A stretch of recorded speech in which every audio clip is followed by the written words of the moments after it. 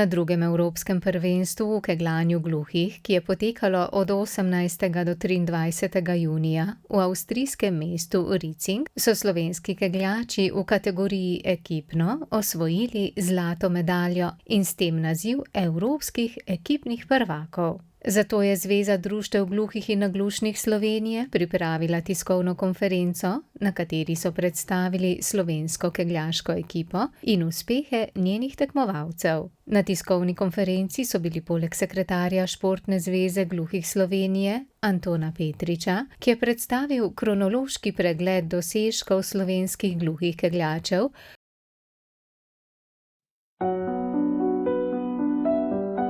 Slovenija je znana po kegljaškem športu. Imeli smo 2002 svetovne prvake, moških konkurenci. Dolgo let smo imeli tudi prvakinje, posebej ženski del, v kadetski, mladinski in članski.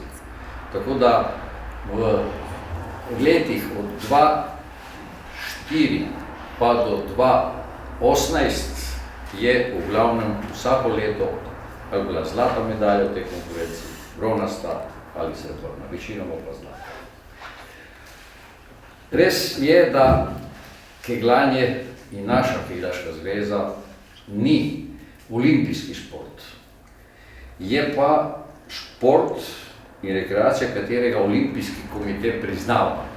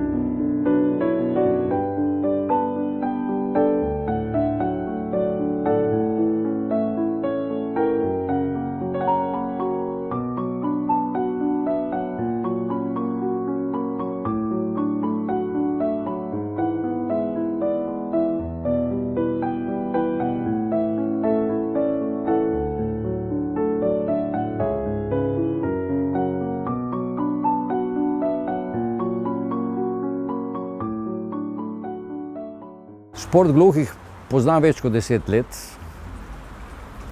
in moram reči, da to predvsem zahvaljujoč našim klubom, v katerih tudi na kegljiščih gluhi trenirajo kegljanje. Izredno zadovoljen in srečen, da je tudi kegljanje v tej vrsti, se pravi, dobilo zlato medaljo in iskrene čestitke.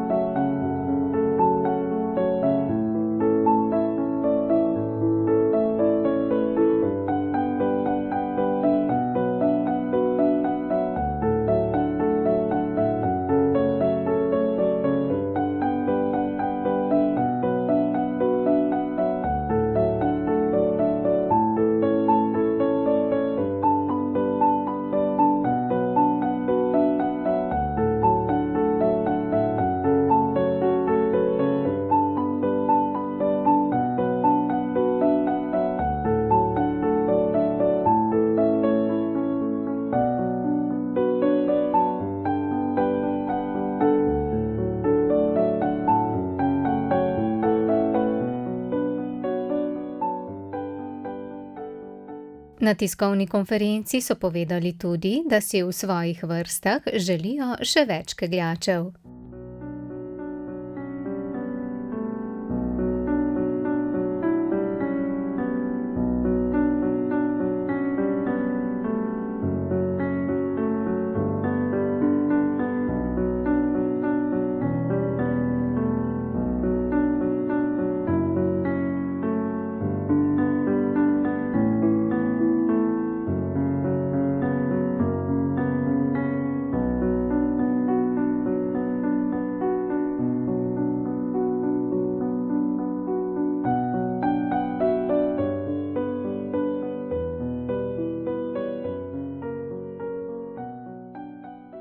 Bomo na naši spletni strani objavili današnje moje obljubo, da bom klube in predsednike klubov prosil, da gluhe in naglušne, se pravi v klubih, poskušajo včlaniti v vašo zvezo. Če poznate koga, ki trenira kegljanje, o tem obvestite Športno zvezo gluhih Slovenije. Kegljače pa želimo še več takih in podobnih uspešnih zgodb.